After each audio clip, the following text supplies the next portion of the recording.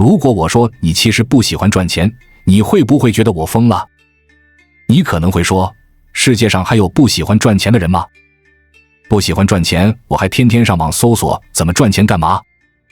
我没疯，至少大多数人都是不喜欢赚钱的。人人都喜欢钱，这没错。但是喜欢钱跟喜欢赚钱这是两码事。看到身边的人赚到了钱，会非常羡慕；看到网上谁赚了很多钱，会非常心动；看到网红或明星拍部戏、拍个广告、拍个综艺节目、拍个视频、放个直播能赚几百万上千万，会非常恨，觉得别人来钱那么快，得骂一句戏子无情，让国家扣他们90%的税，自己心里才平衡。看到大企业家身家几百亿、上千亿，会非常妒忌，觉得他们只是含着金钥匙出生，身边都有达官贵人相助，背景复杂的必然结果。要是自己也像他们一样有这样的条件，肯定比他们还有钱，比他们还成功。喜欢钱肯定没错，钱的好处就不用多说了，能买房、买车、买吃、买喝、买玩、买各种东西，能抵抗各种风险，让自己活得更轻松、自由、安逸、开心、幸福。但很多人都只是单纯的喜欢钱，而不是喜欢赚钱。因为赚钱是一件极其困难还麻烦的事，我始终坚持赚钱就是件极难的事。人的本性都不喜欢去做困难和麻烦的事，而喜欢做容易和简单的事。喜欢钱而不是喜欢赚钱，顶多是喜欢搞钱而已。所谓搞钱，就是不计较方法，不计较成本，不计较风险，不计较合法，只要能快速搞到钱就行了。为什么大多数人都喜欢走捷径去搞钱？因为容易和简单啊。为什么很多人都喜欢金融、股票、基金？因为杠杆啊，用1撬动100，用100撬动1万，用1万撬动1000万。为什么很多人喜欢买彩票，喜欢赌博？因为快速啊，把钱投下去就直接等待开奖，不用动脑子，不用时间发酵，不用付出劳动，只需付出风险，以小博大。为什么很多人为了钱而视法律而不顾，甚至践踏法律？还是因为来钱快呀。很多人觉得区风险，在脑力劳动、体力劳动、时间成本面前，什么都不是。那么，什么是赚钱？赚钱是一个汉语词语，是指获取利润、挣得钱财。赚钱是通过自身的资本或者劳动力产生收入的一个过程。网上都有写得很清楚几个关键字：资本、劳动力、利润、过程。资本代表着需要投入金钱成本以及有一定的风险。劳动力代表着脑力劳动或体力劳动。利润是营收和成本之间的差值，通过商业交易获得。过程代表着是需要时间沉淀发酵的，不可能马上产出利润，再快也是需要时间的。赚钱必须对做好某件事有强烈的欲望，才有可能赚得到。赚钱不是一个过程，而是一个结果。它很可能是准备了很久，执行了很久，优化调整了很久，金钱的结果才能体现出来。干几个月甚至大半年才开始有收入，或者收入才趋于稳定，都是很正常的事，而不是创业1年365天都在边干活边收钱。所以基本上大多数口口声声说喜欢赚钱的人根本不喜欢赚钱，他们只是喜欢那个赚到钱的结果，而不喜欢赚钱所需要经历的过程。我喜欢享受金钱带来的快感，但不能让我去参与生产，这太痛苦、太困难、太麻烦，还有风险。这种思维的人在整个社会架构中是绝大多数，可以说整个社会底层基本由他们构建起来的。人性都喜欢直接获得结果，而不喜欢过程。很多女生天天喜欢说减肥，她们真的喜欢减肥吗？不，她们是喜欢瘦而已。减肥这么痛苦、困难的事才不喜欢呢。所以，不就有各种稀奇古怪的减肥法出来吗？什么不健身、不节食、躺着也能变瘦的减肥方法，1月掉30斤。网上总是充斥着这样的广告。很多人喜欢当官，喜欢高薪轻松体面的工作，却不愿意寒窗苦读。很多人打游戏十分渴望胜利，但却仅仅是喜欢胜利的结果，并不是希望自己练就出好的技术，那太麻烦费时了。因而他们喜欢开外挂。哪个游戏刚出来时，不都是外挂满天飞？很多人不明白赚钱意味着什么。有的人说，我想做副业。什么是副业？不外乎是利用业余时间来赚钱罢了。它的本质依然是赚钱，依然是要去赚。不管你叫主业、叫创业、叫副业，那都是一个概念而已。在做这件事需要付出的劳动、时间以及回报的关系上，根本没有任何区别。付出多少就能获得多少回报，不会因为你去改概念而改变。网上是不是很多广告，说是下班后轻松操作1小时，每月多挣几千元？这就是通过混淆概念，让人觉得副业似乎是更简单轻松获得金钱的事。他对标的精准受众，就是那些在上着班，嫌自己工资低，想要获得更多钱，但又不想付出太多时间、精力、劳动、风险的人。最终结果呢？他们会发现，要么这是个骗局，要么会发现这些都是些正常的赚钱项目，想要赚钱都得付出精力、付出时间、付出劳动。既然那么麻烦，那么累，干脆放弃吧。这是绝大多数人选择做副业的结果。不管创业、副业，还是随便找个项目做赚点钱，其本质从来都没变，都是要去赚。而在这个赚的背后，都无法脱离相应的付出。因而，真相就是，喜欢钱的人满街都是，喜欢赚钱的人寥寥无几。单纯喜欢钱而不愿意去赚钱，其实是一件毫无意义的事。但凡是人，总是希望自己可以过好的生活，可以完成某些理想，而要实现，就必须要通过赚钱这一途径来达成。赚钱其实是一个很泛且空洞的命题，无数人为此东奔西走，甚至头破血流，然而最终一无所获的比比皆是。真正赚到钱的可以说是凤毛麟角，所以折射出来的社会现象便是穷人永远比富人多，这是正常的市场规律，也符合28定律。20%的人永远掌握着80%的财富，所以有太多的人想挤进那20%的圈子，包括我，目前也在朝着这个方向努力着。今天谈论的话题，相信很多人会感兴趣。尽管我的观点和我的观念并不一定正确，但作为一个创业者，一个生意人，我还是很有兴趣聊聊赚钱这个话题，也是这么多年来自己在创业过程中获得的经验来和大家做一个分享。任何事物都有它的底层逻辑，赚钱也是。这个问题我分为4个要点来叙述。1. 赚钱和挣钱的区别。想要赚钱，首先要理清赚钱和挣钱的区别。看似2个意思相近的词，而其本质完全是2个概念。你可以说赚钱买别墅，但你不能说挣钱买别墅。你可以说挣钱养家糊口，但你不能说赚钱养家糊口。尽管有很多人也会说赚钱养家糊口，但其实也是差强人意的说法。从真正意义上的赚钱开始，其实对自身一些基本需求已经完全满足了，想要的是更高的精神和物质层面的东西。但挣钱则不然，左边手字右边征字，很形象地阐释了字面意思。在我们进一步探索之前，别忘了关注才知道并点击小铃铛。我们将继续揭示更多关于金钱的真相，祝你迅速实现财务自由。因为生意需要，我在中国西部某城市待了一段时间。这个城市的人特别有意思，很热情，很直爽，说话从不拐弯抹角，也特有人情味。而在赚钱这个问题上，却让我有些诧异。因为赚钱2个字，他们不叫赚钱，叫做苦钱，也是当地的方言。他们认为钱是通过自己一步一步辛辛苦苦勤勤恳恳的做事而得来的，所以这边的人更多的是选择上班打工。他们认为通过上班是可以赚到钱的，但这其实就是我刚刚所说的挣钱，得来的是辛苦钱，并非赚钱的根本意义。不过我依然很喜欢这边人的淳朴、与世无争的精神状态，但对于生意本身来讲，对于真正想赚钱的人来讲，这样的思想我是不敢苟同的。月薪2-3千的环卫工人，工作很辛苦，挣钱养家糊口，但能赚到钱吗？不能。即便是月薪1万左右的外卖小哥，风里来雨里去的把美食送到千家万户，同样辛苦，但能说赚钱了吗？不能。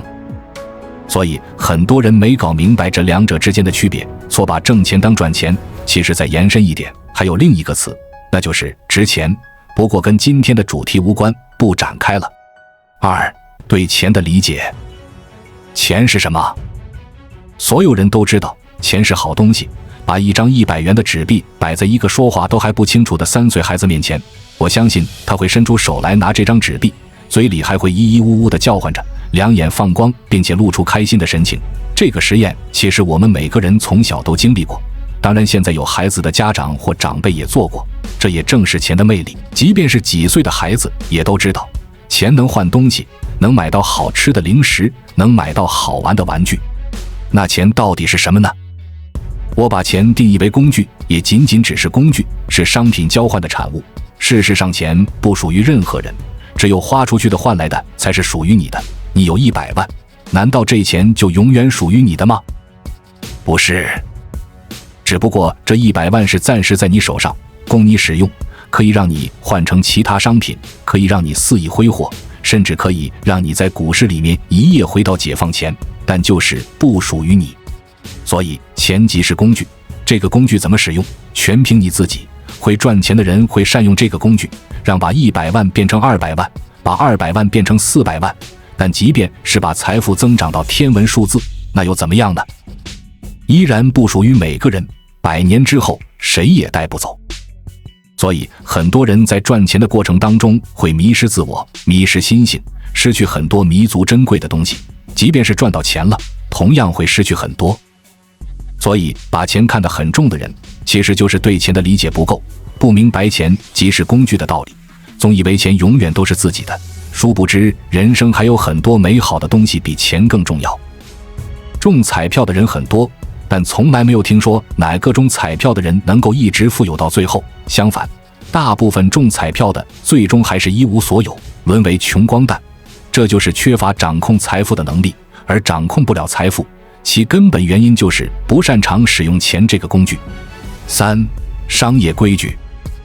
没有规矩不成方圆，很多人都懂这个道理，但能真正可以做到的不多。今天我在这里想要讲的，并不是那些可能很多人已经知道的观点，我只通过我接触的一个比较优秀的老板，通过他的思维模式和行为模式来谈一谈这个商业规矩。前段时间我认识一个温州老板，比我年长几岁，现在也是我的合作伙伴。在还没合作之前，我去过他工厂2次，双方谈的都挺不错。在第3次正式签订合同达成合作时，发生了一个小插曲。当时我公司内部的一个同事挺喜欢这个老板厂里的产品，说我们自己可以先试试产品的口味。我说行，然后就跟这个老板说，我说某总，我同事挺喜欢你的产品的，这样吧，我先买一些回去尝尝。他说好啊，要什么随便挑。后来选择6款不同口味的产品，完了之后我随口问了一下这个老板，我说某总，这总共多少钱？我转微信给你。他也马上应道，一共48.6。我说这么便宜啊，那市场价蛮高的，这利润还真的蛮大的呀。而当时我内心其实在想，这么大一个老板，怎么几十块的也向我收？而且我们已经签好合同开始合作了，生意做的未免也太精明了吧。这一点我同事也看在眼里，回去后也跟我说了，表示很不能理解。他说一个大老板怎么这么小气，这是什么思维什么格局呀？不过一段时间后，彻底推翻了我们原先对这个老板的印象。相反，这个老板很大气，也很有魄力。那次请我们吃饭，在酒桌上跟我说了之前的那个事情，因为他早就会认为我们会这么想。他对我说，兄弟，咱们是生意人，在商言商，但凡在生意上的事情，我们都得按规矩来，一是一，二是二。几十块产品的钱，我完全可以不要，就当免费给你，甚至可以给你更多。但是兄弟，我不能这么做，因为我是生意人，每个生意人由小做到大，都是因为这些几块几毛慢慢累积起来的，亲兄弟都要明算账，你说是吧？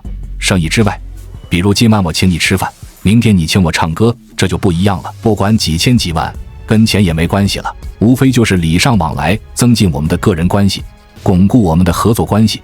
但是在生意上面就得有规矩，同样也跟多少钱没有关系。一番话听下来，对我触动还是很大的。相信他现在的成功或多或少跟他一直遵循这个商业规矩有很大的关系。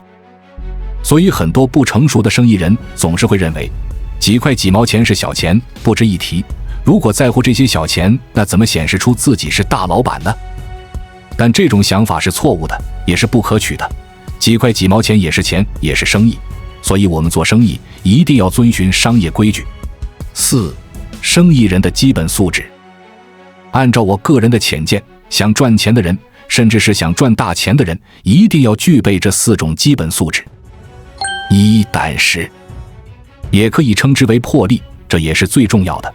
没有一定胆识的人，不管做什么事，总会思前想后，前怕狼后怕虎，最终停滞不前。思考是好事，但一定要迈出第一步，甚至是先迈出第一步，边做边想，光想而不行动是没用的。浙商为什么厉害？是因为浙江商人有魄力，有胆识。在改革开放之前，全国各地的经济都差不多，而改革开放之后，越来越多的浙江人开始下海经商，甚至顶着投机倒把的罪名也要去冒险，因为他们知道浙江7山2水1分田，资源是相当贫乏的，要让一家人过上好生活，要让整村人过上好生活，甚至带动一方经济，就必须要冒险，要不顾一切。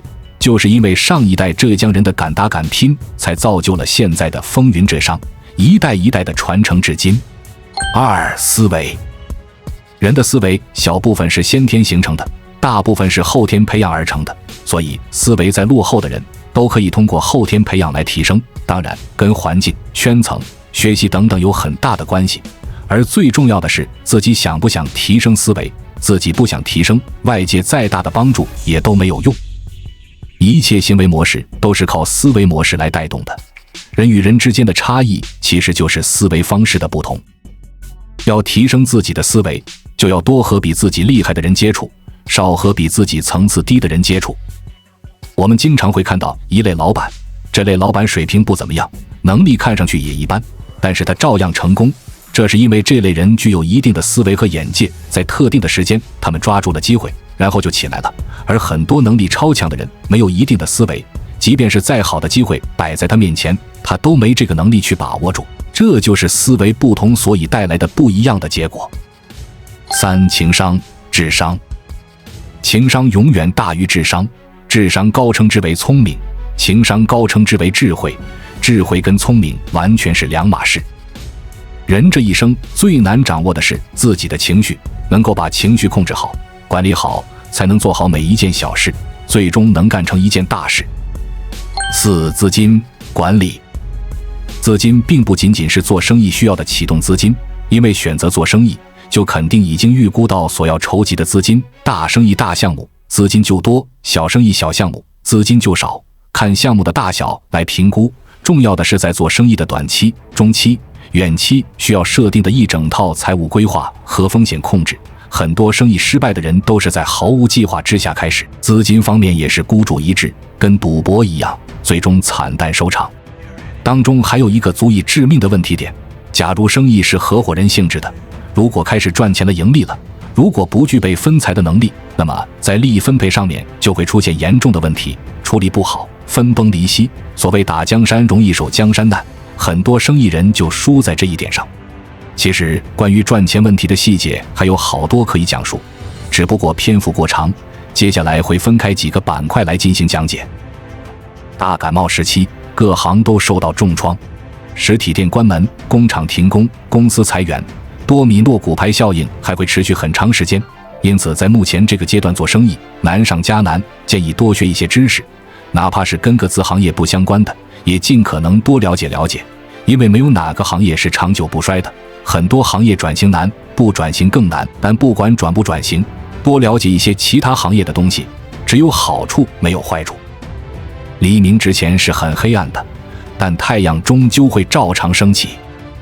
经常有朋友私信我，博主，我现在在读大学，家里条件比较差，我现在很想赚钱，但是没有方法，能不能告诉我怎样才能赚到钱？每当我看到这样的疑惑，我都很感慨，仿佛看到当年自己的影子，充满干劲，充满理想。但同时我也很担忧，因为我的经验告诉我，越想赚钱越赚不到。在我为数不多的20多年光景里，我发现了一条真理：对一件事越功利性，越做不成。我大学学的是市场营销，基本上大学能做的兼职我全部做过，但是4年来我依然一无所获，依然没有找到适合自己的创业项目。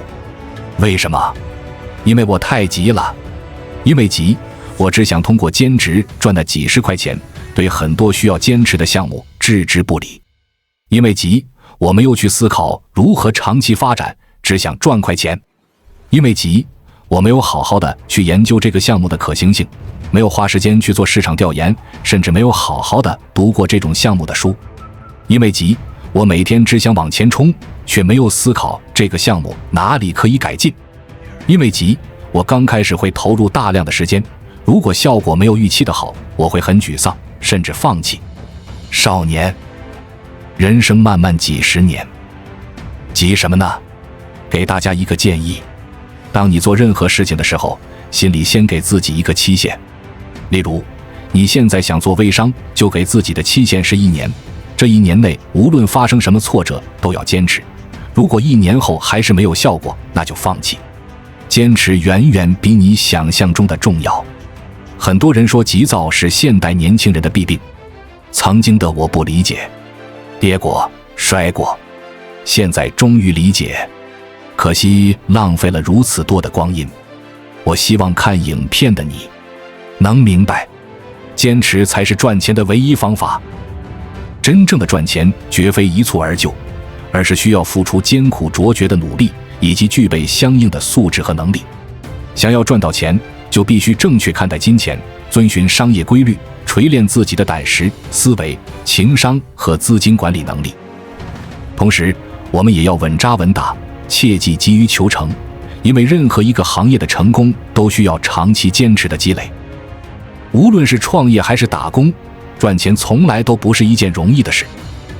只有明确目标，坚定信念，不断学习，持之以恒的付出，才能收获累累硕果。